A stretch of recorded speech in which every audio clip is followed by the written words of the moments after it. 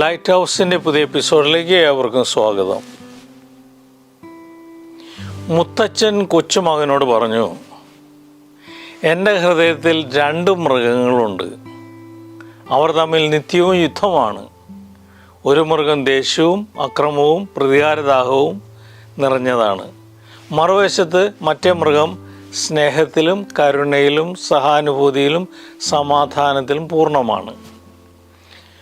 കൊച്ചുമകൻ ആകാംക്ഷയോടെ ചോദിച്ചു, മുത്തച്ഛ, അവസാനത്തിൽ ആരാകും ജയിക്കുക? മുത്തച്ഛൻ മനോഹരമായി ചിരിച്ചു.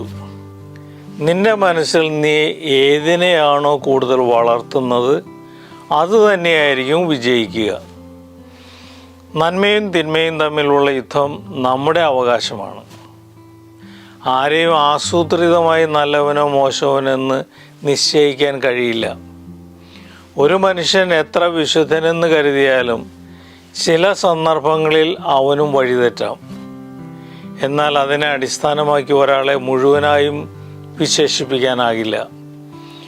കുറ്റവാളിയെന്ന് വിളിക്കപ്പെടുന്ന ഒരാളിലും പുണ്യം നിലനിൽക്കാം. അവൻ്റെ ഉള്ളറകളിൽ എവിടെയോ ഒരു നല്ല മനസ്സിൻ്റെ വിത്തുകൾ ഉണ്ടാകാം. അതിനാൽ ആരെയും ഏകപക്ഷീയമായി വിലയിരുത്താനാവില്ല. ഒരു വ്യക്തിയുടെ സ്വഭാവം അവൻ വളർന്നിട്ടുള്ള പരിസ്ഥിതിയും അനുഭവങ്ങളും നിർണയിക്കും. വളമിട്ട് കൊടുക്കുന്നതെല്ലാം വളരും. അത് വിളയായാലും കളയായാലും. ആരും സംരക്ഷിക്കാതെ വിട്ടുവീഴ്ച ചെയ്യുകയാണെങ്കിൽ അവ സ്വയം വളർന്നു പൊങ്ങിയേക്കും. വിളവ് നല്ലതാകണമെങ്കിൽ വിത്തും മണ്ണും നന്നാകണം. അതുപോലെ ജീവിതത്തിൽ നമുക്ക് ലഭിക്കുന്ന അനുഭവങ്ങളും ചിന്തകളും പ്രവൃത്തികളും നമ്മുടെ ഭാവിയെ നിർവചിക്കുന്നു.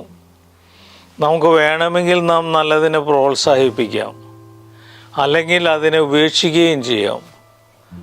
ആ തീരുമാനം നമ്മുടേതാണ്.